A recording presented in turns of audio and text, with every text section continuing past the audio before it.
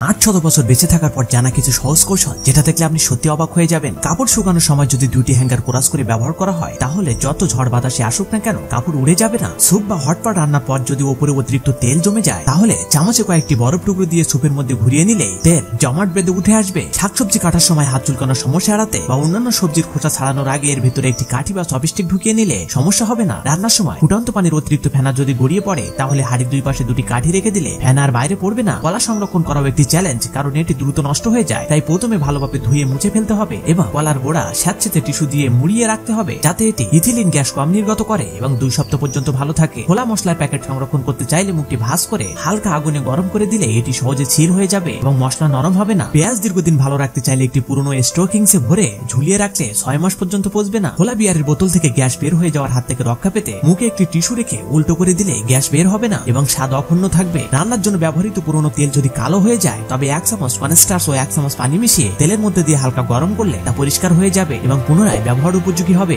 এখন কিছু like subscribe পাওয়া যাবে কি?